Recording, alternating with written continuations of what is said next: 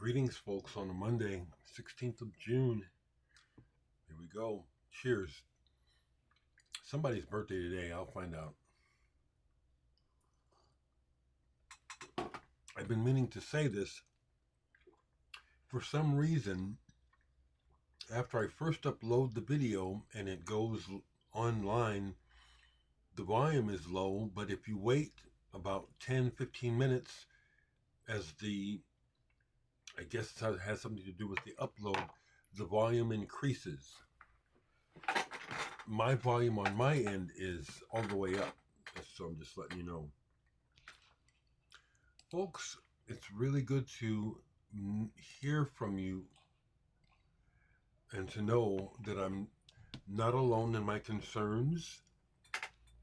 I only have deleted one comment in the last couple of videos because it's useless for someone who doesn't know me or my story to tell me, don't worry about things you can't control.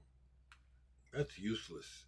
There may be some wisdom in that, and there may be times that that's a useful point of view, but vigilant anger and awareness is very much important now, because that's how some of the worst things happen, right under our noses. Oh, everything's just fine. Oh, I'm too busy doing my thing. I hardly noticed. I notice, and I share that with you, and it serves a purpose, a good purpose. But on to music. It was good to hear from the Omaha Introvert. Here's my CD of Fra Lippo Lippi. I bought her copy on vinyl. I must say, though, that the side B of it is pretty trashed, but I have the CD, and it was really, when I saw the record, it's like, I used to have that in pristine condition, and so I accept it as it is. Wearing my Icky Blossoms t-shirt. Any of you folks remember that band? But I thought I would also the Omaha Introvert mentioned this album, Fra Lippo Lippi's first album, In Silence. This is hard to find. You can tell by the graphic that they're taking a tip totally from Joy Division, Closer in particular. This album is minimal. It could be classified as goth. I don't think that's necessary. It's just really good. Really good. And then the Small Mercies is their second album, where the sound smooths out a whole lot more. It becomes more commercially acceptable. But on the way there's this 12-inch single, The Treasure, off of here, single. And the B-side, Live. This is a band worth checking out because they continue to progress commercially. One doesn't know if it was the band's wishes or pressure from the record company. It might have been a combination, because they smoothed out and went real mainstream, but real good. So like, here's a 12-inch single, Come Summer. Love this song.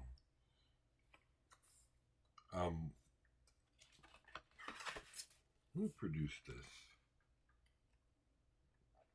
There's a Steely Dan connection somewhere. This comes from this album, which I've never seen a vinyl copy, Fra Lippo Lippi, Songs. Here, I'm not going to bother, but someone associated with Steely Dan, possibly even Walter Becker himself, produced some of their work. And it might be this album here. I'm just No, not this one. There was some involvement. But anyway, this is really top-notch quality pop music that is sonically and melodically very mature, really good. So I have this one. Then this was, I think, a hit for them overseas, not in America, but Angel, Fra Lippo Lippi. The lead singer has a cool, deep voice, and so it really fit the somber nature of their first album. But as time went on, it's a rather sexy voice too. So I can see where the crossover into mainstream worked really well.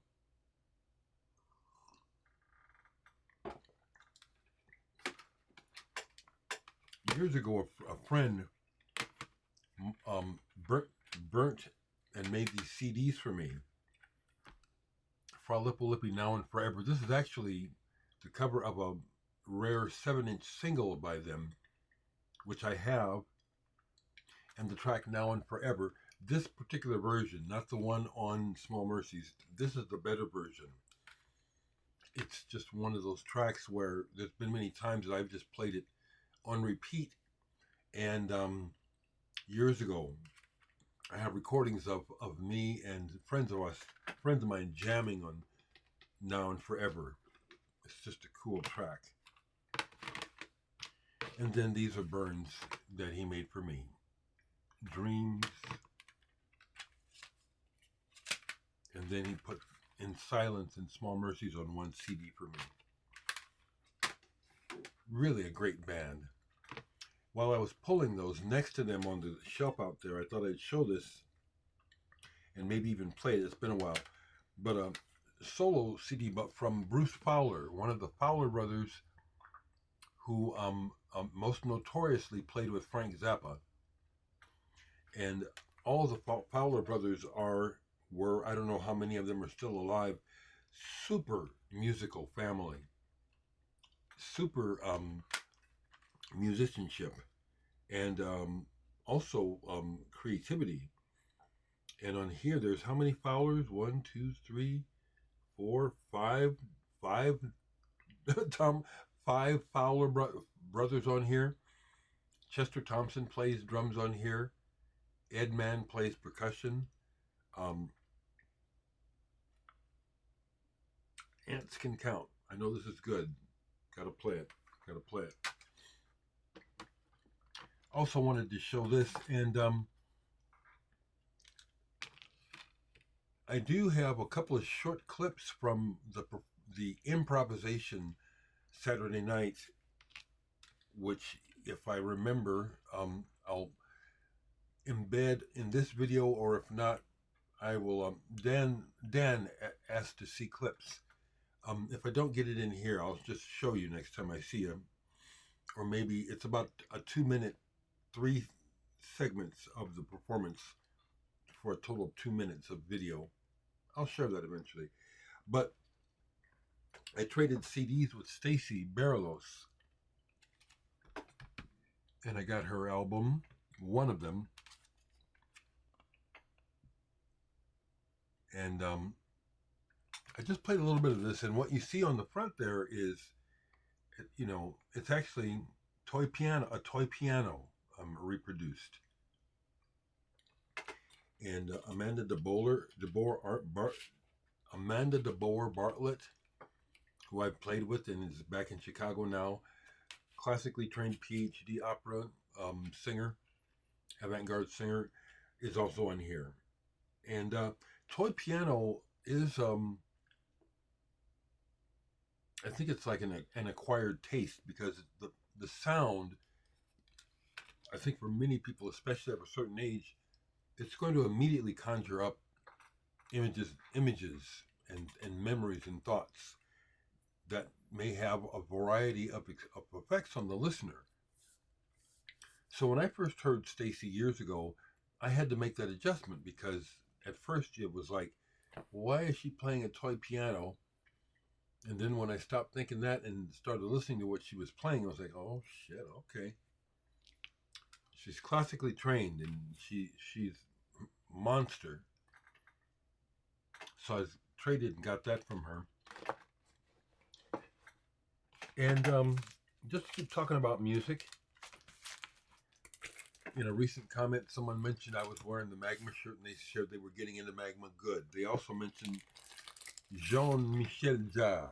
Well, of course, I have Oxygen. Of course. Yeah, I say of course. Of course I know about this. Of course I know about it. Yes, I know about this. And it's pleasant. This was a big selling album. Big selling. Easy to digest. Easy to digest. Nothing groundbreaking though, but good. Jean-Michel Jarre records are the kind of records that in my area, I see over the years, I see them. I've seen them a lot. Cheap, so I pick them up. Don't play them much, but I have them. So here I also have Le Chant Magnétique by Mr. Jarre. You know, it doesn't hurt that he is a looker. He's a good-looking man, and companies looking to make that money are always happy to see a pretty face because they can sell it. This is a good one by Jarre, though. He is a creative man, and I've seen videos of some of his live shows where he's done some really interesting large productions. But Zuluk, now if there's anything of particular to mention about this, it's been so long I can't remember. But he's had some interesting people play with him as well. This is good. Jean-Michel Jarre, I hope I'm saying his name right. The Concerts in China double album. See, this is an example of where I probably found this album for maybe $2. But I have dived into it. It's been a long time. It's good.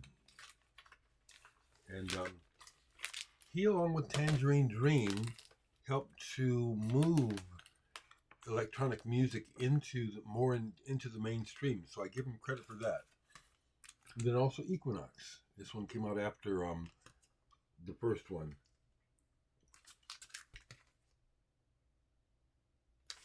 Not a Klaus Schultz type. It's more. It's not. But he's good. So I thought I'd show that. Yeah, I got Jean-Michel Jarre. While I was pulling the Fra Lippo Lippi, right next to it is this band. So I thought I'd show it just for variety's sake. Frantic. I think this came out in 1970. More hard rock than psych. But because psychedelia sells, it gets described as psychedelic. But, you know, this is, they do Morning Dew on here and Hey Joe. It's a white label promo. That tells you right there. Good band, though. Frantic was a good name for the band. They have good energy. It's one of those records from the past that I think is a bit overlooked. I've seen this mentioned a few times over the years by other collectors, but I think of the band The Litter from Minnesota. If you've heard The Litter, you know what I'm talking about. They rocked hard. This rocks hard. I never saw The Litter, but I saw Lightning, which included members of The Litter, and they played at my high school for a sock hop. They were ahead of their time. And right next to the Jean-Michel Jarre is my Keith Jarrett section, which I didn't pull. I just pulled the first one that's there. I pull it because, you know, doing this pricks my memory, and it's like, oh, it's been a while since you played that. You ought to play that. Interesting how Keith Jarrett has maintained that he is not black. So I don't know what he is, but he sure looks black. He's human. He's human. That's the main thing I know. And it's not. But he can't play the piano anymore, and he's wheelchair bound. Age.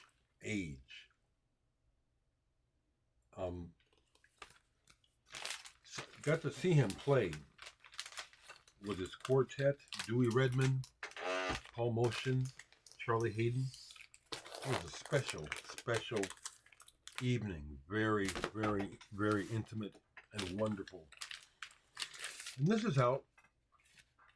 Just popped out while I was doing something, and they said, we'll play it. It's been a long time. I really do like progressive rock music.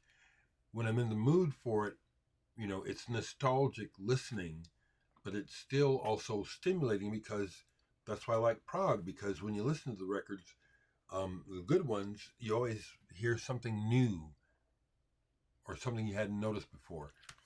And so this is an Italian progressive rock band, Califfi. I think this is the only record they ever made. I forget what Califfi means. I can look it up, but I don't need to. Fiora di Metallo. And this is, I think this is pretty good. It's melodically more simple overall than some of the classically oriented. This is classically oriented, but melodically it's easy to understand for the most part. There are some flourishes on here where it's more busy. It's a reissue, but this is pretty good. Again, it's an album. When I see people showing Italian prog, I very seldom see this album included. Califfi. And one more thing. I've listened more to the new Opeth, and I do like it, but there are some aspects of this album where it does seem like, as they get towards the end of the album, it's like, I think we're about to close this book. I wonder if Michael Ackerfeld did it on purpose. There's one of the last guitar solos by the other fella on here. It's like, it's overwrought. It's like he's reaching for something and he doesn't reach it. And had I been recording it, I would have said, do it again. Because it's like it gets halfway there and then it stumbles. It does. It's on the album. Then he picks it up. It's like he stumbles, and then he gets back up and keeps going. Maybe that's a really brave, daring human thing to do, but to my ears, it's like, oh, Frederick, I hear where you're going. You almost got there. You did not get there. And it's almost like, are you saying, well, we're kind of done with this. We've taken this as far as we can go. I wondered. That's some of the thoughts that I had while listening to this. Again, all the way through. I like this. Track number 4 is the standout on here for me. They're like Last Will and Testament. Good album. Good album. So, I've gotten started on a couple of ideas for the poems for Douglas Otis Wesselman. I told him that when I work with people, deadlines are good, and so I gave myself a deadline to have either a yes or a no for him by this coming Friday, or whether or not I think I can do anything. And so I have plenty of music. Like I already have I found that piece of music I was thinking of.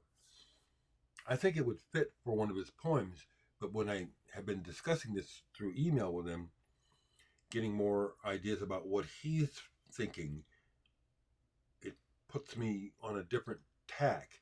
But I still want to present that piece of music to him Friday, along with these new ideas, trying to align with the input I got from him besides the poems of what he was feeling and maybe hoping to put into the music.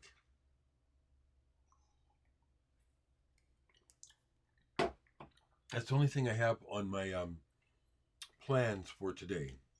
Laundry, maybe. Laundry this week for sure. Birthday week. This is my younger brother's birthday. I always forget, the 18th or the 19th. But it's Juneteenth, so I think it's the 19th. Juneteenth is his birthday, plus it's my friend Nick Fackler's, his daughter. It'll be her second birthday this week. So,